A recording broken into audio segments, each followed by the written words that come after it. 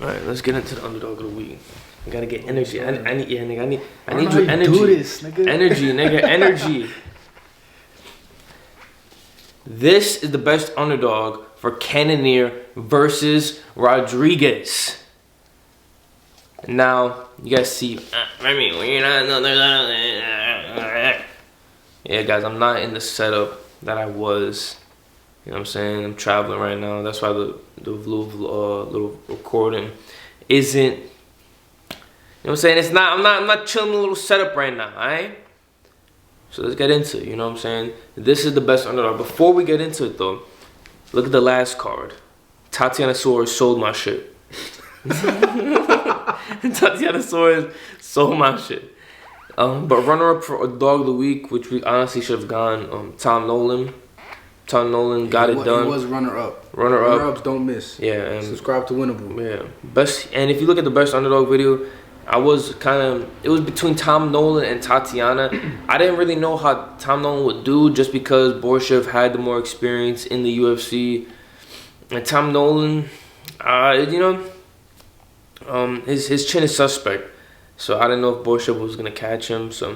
But Tom Nolan, in my opinion, he went from... And also, what threw me off about Tom Nolan, he was a minus 1,400.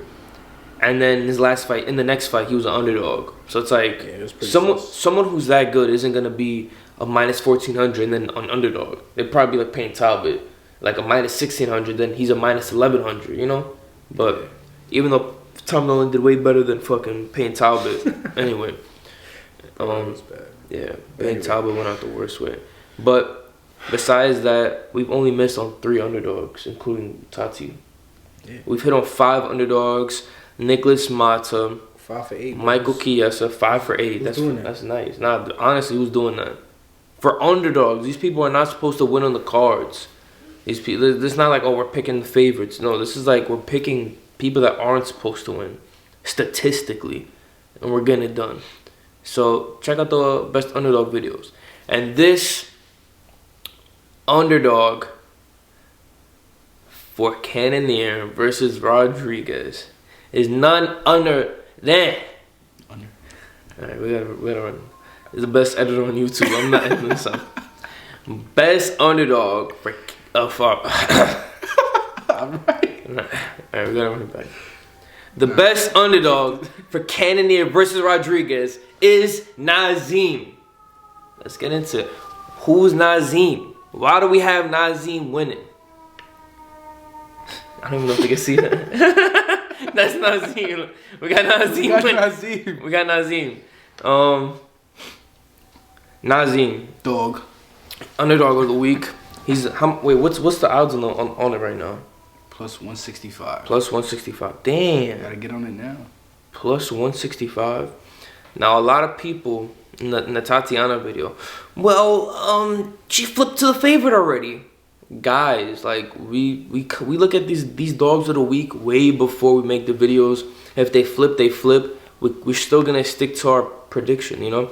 That Tom Nolan, when I made the video, I think he opened up at a plus 150, then plus 110. Now he's a minus. It was an even bet. Like it's just it is what it is. You know, we try to keep this authentic. That was our pick. We're not switching our pick. He flipped to the Michael Chiesa. I did a whole week early video the day of the fight. He's a minus 130. It is what it is. You know, like we're not gonna switch up these picks. This is why you gotta subscribe to Winnable. Yeah, literally. You gotta get on these early. Yeah, literally get on these early. In Winnable, we give you guys it like a week in advance sometimes, depending. But let's get into it. Nazim, he's coming off a draw against Borshev. We were just talking about Borshev against Tom Nolan. That fight was a banger of a fight. Honestly, a really good fight. How do you feel about that? Tom Nolan getting it done. It's impressive. Yeah. I didn't watch it. Yeah. It was impressive. I saw a couple clips. Yeah, it was impressive. He had a really impressive performance. And Borshev didn't get knocked out. He stood all 3 rounds. Borshev was a tough opponent. Yeah. It's coming off a draw against Borshev, and it was a close fight. I think what it came down to was Nazim was just able to mix in the takedowns and get the control time. But his opponent, Ismail, is coming off a win against a 42-year-old man. And it's not like this is no, like Cannonier is a 101. Cannonier is 42.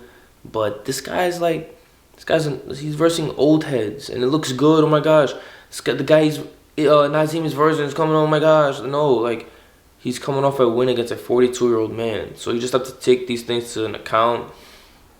He's not impressive, bro. Yeah, he won against Terrence McKinney in his debut. Terrence McKinney.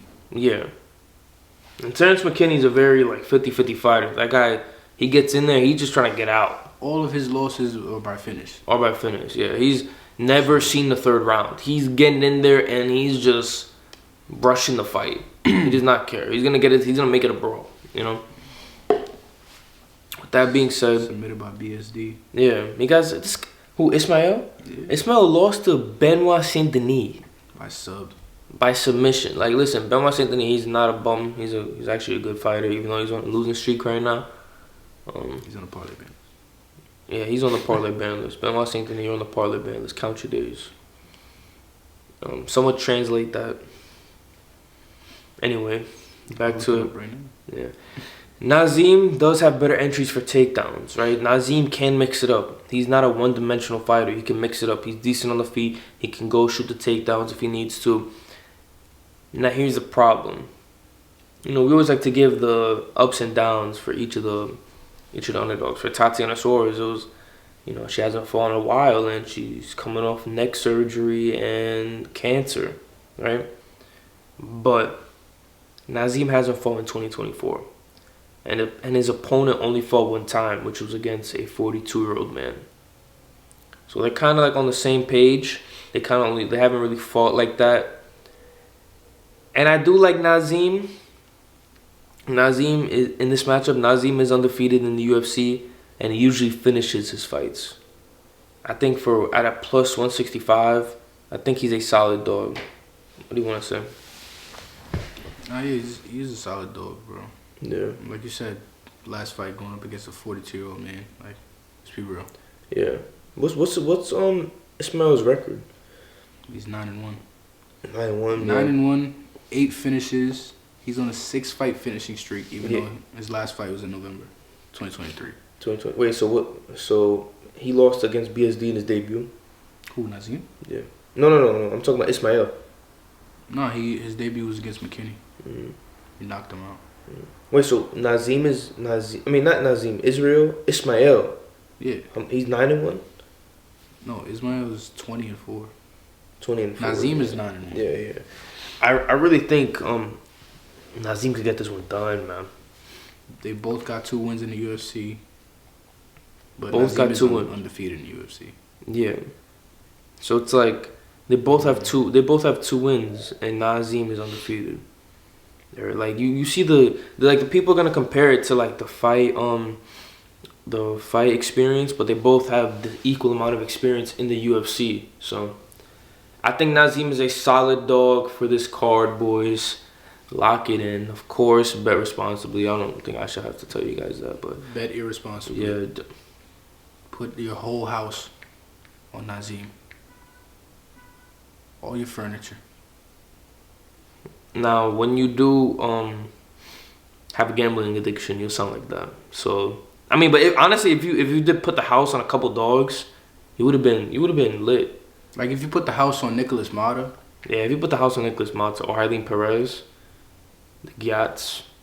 She was the biggest dog we bet on. She was a plus like 220. The biggest. Yeah, the biggest dog. If you know what I mean, boys. Subscribe to Winnable. Subscribe to the channel. Share this with a friend. Comment, who do you think is the best underdog on this card? Do you think it's Nazim? Who else do you think is a solid dog? Leave it in the comments below. I appreciate you guys for tuning in. And we're out. Boom.